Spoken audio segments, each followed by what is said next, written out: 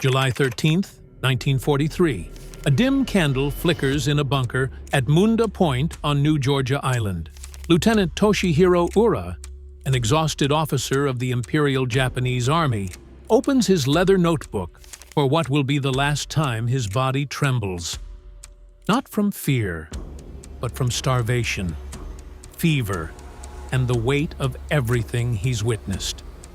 What he writes that night will vanish into U.S. intelligence archives for decades, until historians discover that this single diary quietly shattered both Allied and Japanese myths about the Pacific War.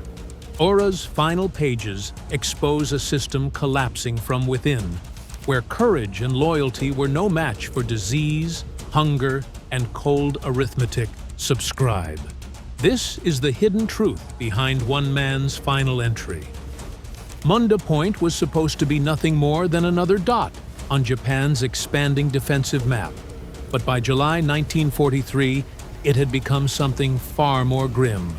A place where the Imperial dream went to die quietly under the jungle canopy. Lieutenant Toshihiro Ura and his battered platoon were positioned along the western approaches to Munda Airfield, a runway carved out months earlier, and now barely held together with mud, crushed coral, and desperation. His 85 men had dug fighting pits in soil that felt alive, crawling with insects and leeches that slipped into boots at night.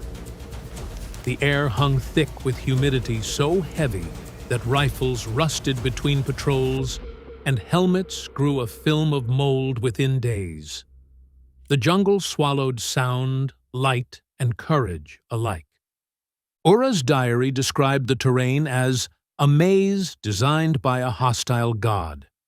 Vines snatched at uniforms, thorns tore through sleeves, and every footstep risked alerting American scouts hidden somewhere beyond the tree line.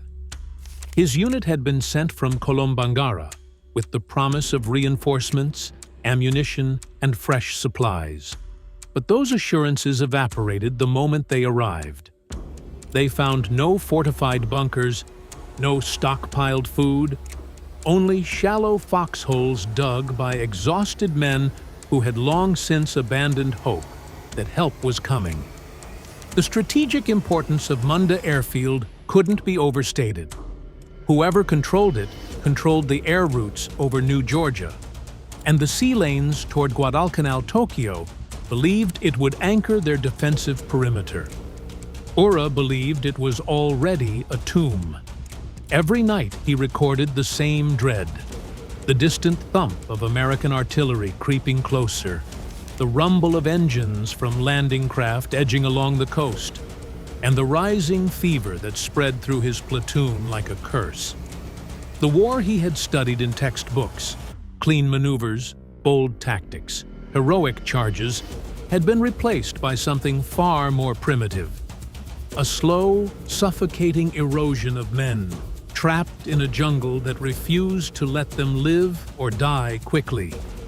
Here, at the edge of a shrinking empire, Ura watched the facade of Japanese invincibility rot away day by day, replaced by the truth no officer dared speak aloud. Munda was already lost.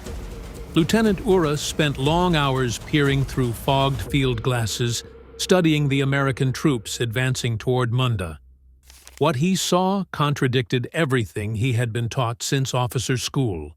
The Japanese Army had drilled into its officers an image of the American soldier as undisciplined, impulsive, careless with weapons, and sloppy in formation. But the men moving through the jungle below him were nothing like that. They worked like a single organism, slow, deliberate, and frighteningly systematic squads, advanced in coordinated bounds, never rushing, never separating. When one fire team halted, another moved. When they moved, mortars followed. When mortars fired, artillery landed moments later as if summoned by invisible wires. Ura wrote that the Americans seemed to flow around obstacles instead of dying on them, a phrase his translators later highlighted. He noticed how often officers consulted maps, how many men carried radios, and how stretcher teams appeared instantly whenever someone fell. The idea that U.S. troops lacked discipline shattered completely the day he watched an entire American platoon halt because one man's canteen had gone missing. They reorganized, redistributed water, and then resumed their advance as if nothing unusual had happened. To a Japanese officer trained to push men until they broke, such attention to detail was shocking. He also noted the rhythm of their logistics. Boats unloaded ammunition at dusk. Engineers cut paths with machetes before infantry even arrived. Medics established treatment points miles ahead of the fighting to Ura.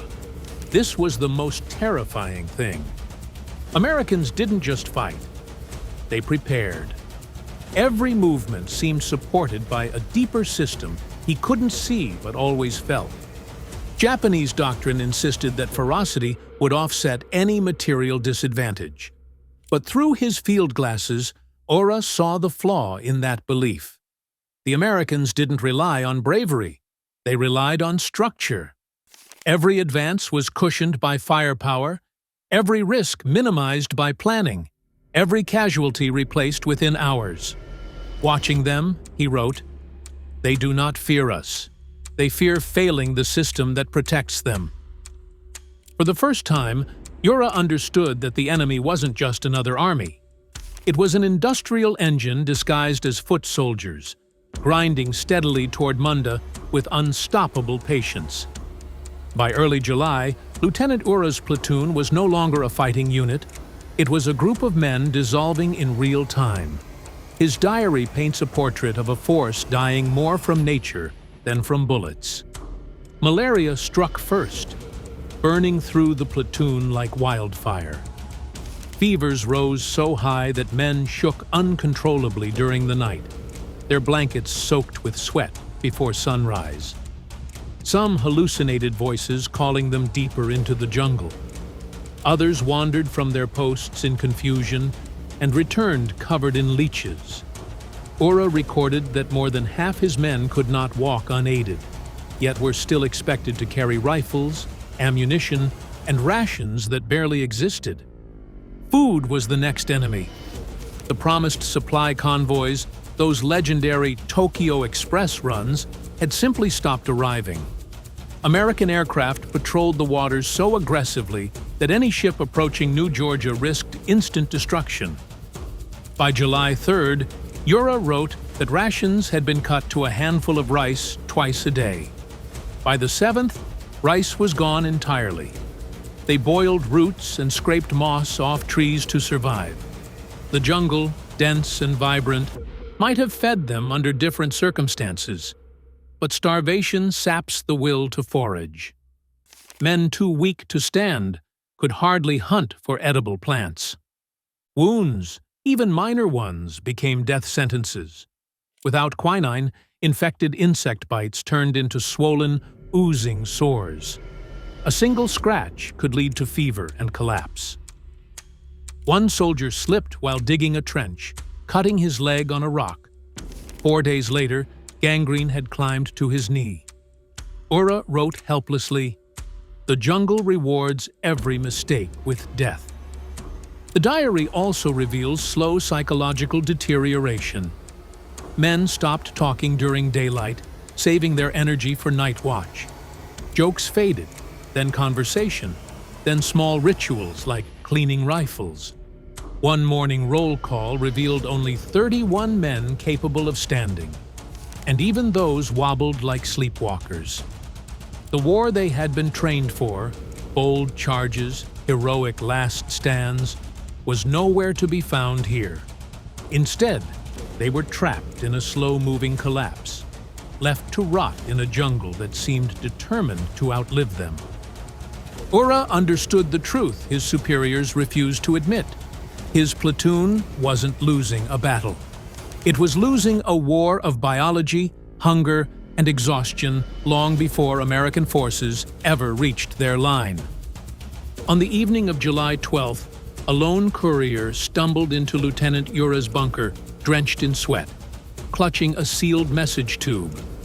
The man collapsed before he could speak, and Ura had to pry the cylinder from his trembling hands. Inside was the order that would extinguish the last fragile thread of hope inside his platoon. Headquarters was evacuating to Kolombangara Ura, and his men were to hold current position for 48 hours at all costs. The phrase was official code. Everyone knew what it meant.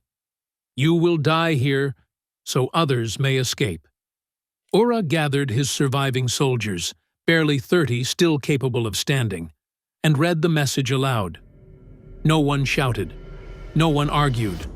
The silence that followed was worse than panic. A few men stared blankly at the ground. One smiled faintly, as if the cruelty of the situation had finally become too absurd to fear. In his diary, Ura recorded that moment with a single sentence. They understood that their lives had been traded for time. Yet there was no bitterness in his writing. Resignation had settled too deeply. He wrote that expecting reinforcements had been a luxury of the naive. Supplies hadn't arrived in weeks. Medical help was non-existent. Even ammunition had to be counted by the individual cartridge. The new order simply confirmed what every man had quietly realized. No one was coming to save them. Ura moved methodically through the rest of the day. He redistributed ammunition, though most men lacked the strength to carry full loads. He organized one final meal, scraps of dried fish and a spoonful of rice each, the last of their stores. Some soldiers tried to savor it, swallowing slowly with sunken cheeks. Others vomited from hunger's cruel grip. Several asked Ura to write letters home for them. Too weak to lift pencils, they dictated final messages. Farewells to wives, apologies to parents, reminders to keep family shrines tended.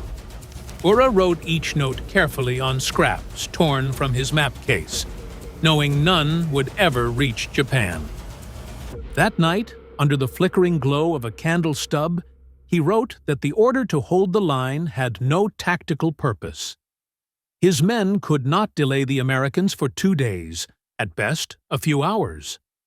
"We will die fulfilling a plan that does not exist," he wrote.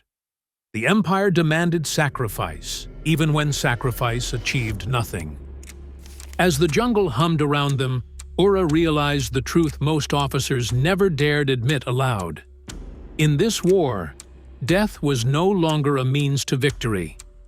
It was simply the only option left. Lieutenant Ura had been shaped by the Imperial Army Academy, an institution that worshipped bravery, discipline, and offensive spirit. From his earliest training, he was taught that a Japanese soldier's willpower was a weapon equal to any rifle, and that ferocity in battle could overcome any technological or logistical disadvantage. But in the suffocating jungle around Munda, those teachings were collapsing one by one. In his diary, Ura began writing something no officer was ever meant to think, let alone document. Japan was losing, not because its soldiers lacked courage, but because the very structure of its war machine was broken. What struck him most was how the Americans operated as a unified system. Every advance was calculated. Every movement supported by engineers, medics, radio operators, and artillery observers. When an American platoon advanced, they did so with the confidence that water, ammunition, medical support, and aerial reconnaissance were already flowing behind them like an invisible tide. Ura compared it to watching an entire nation walk in step through the jungle. Japanese combat doctrine looked very different. Officers were told to rely on spirit, aggression, and the emotional fervor of the charge. But Ura's diary shows how painfully outdated this belief had become. His men were expected to hold ground without food, to fight without medicine, and to endure disease without treatment. "We have slogans," he wrote, "but they have systems." It was a line intelligence analysts later circled in red. In one entry, He described how American forces used their firepower like a carpenter uses tools. Each strike deliberate, each bombardment tied to a plan. Japanese forces, by contrast, waited for orders that no longer made sense, issued by commanders who had not seen the front in weeks.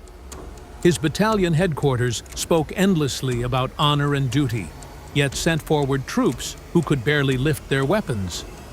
Ura saw the truth with startling clarity. Bravery could win a skirmish, but infrastructure won a war. The Americans replaced every fallen soldier within days. Japan could not even replace their malaria-ravaged rank and file.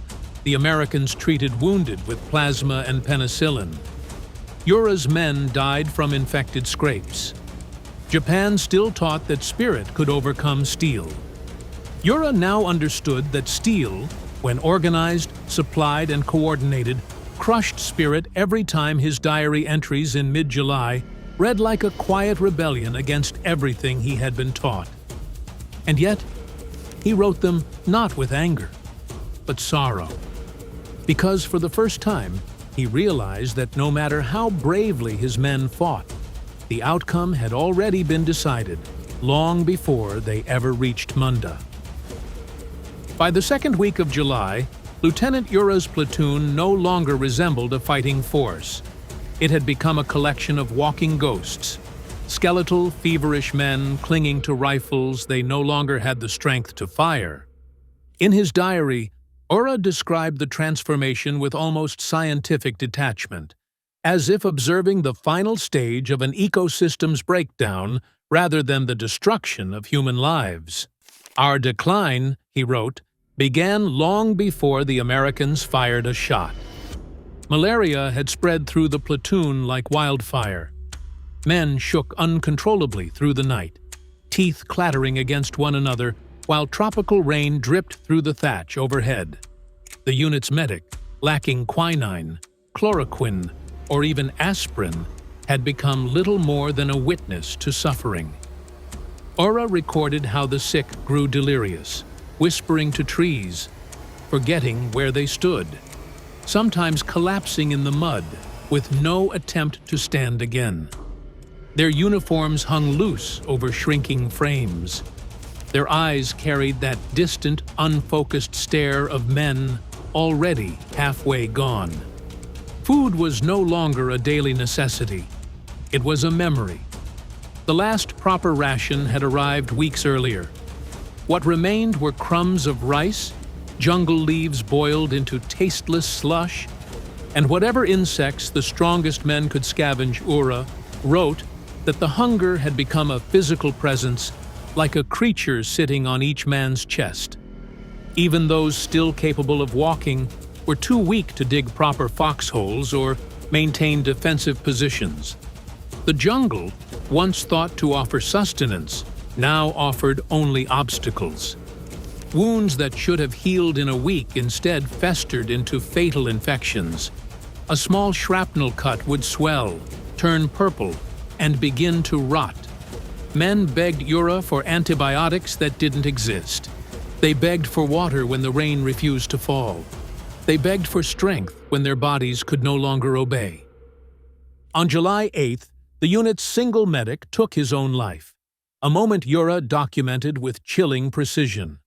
The medic had spent days watching preventable deaths pile up.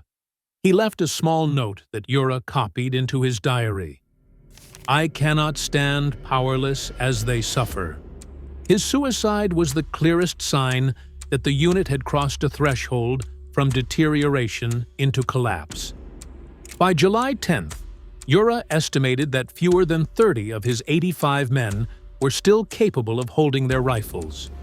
The rest lay in shallow pits or leaned against tree trunks, too feeble to rise when artillery thundered in the distance.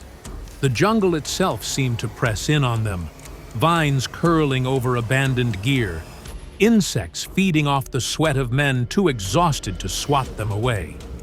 Yet through all this, headquarters continued sending orders that bore no resemblance to reality.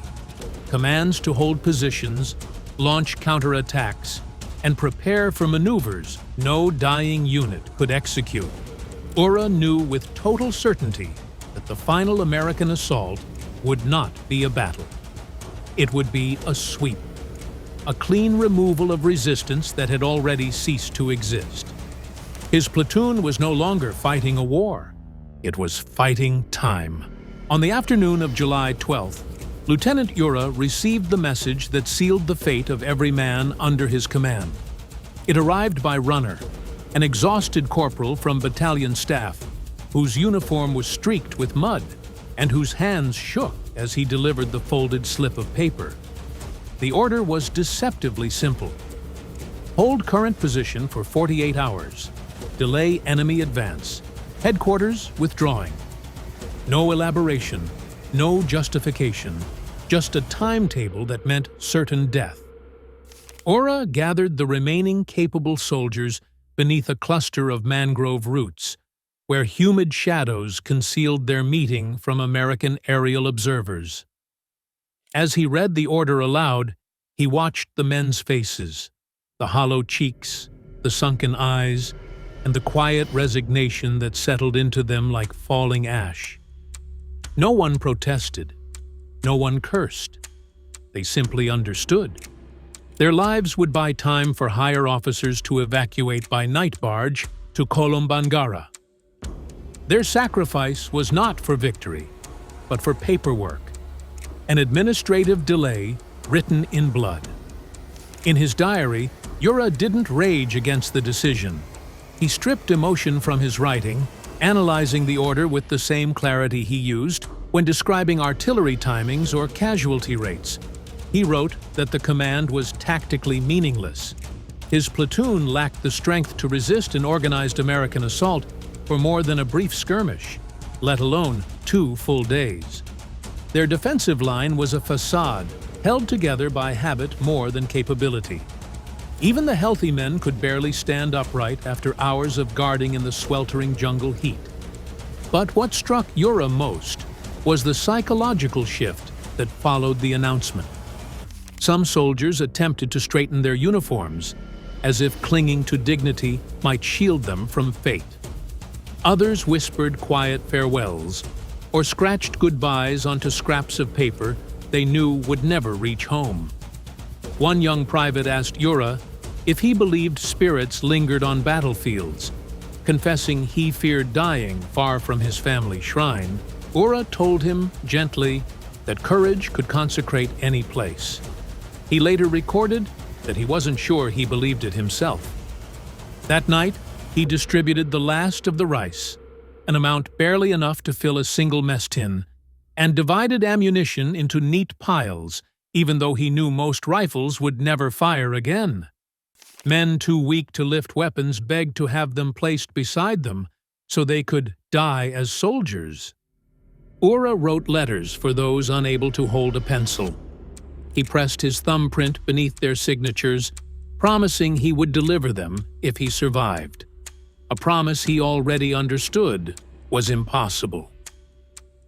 The jungle outside vibrated with distant artillery, each rumble reminding them that the Americans were closing in with unstoppable precision.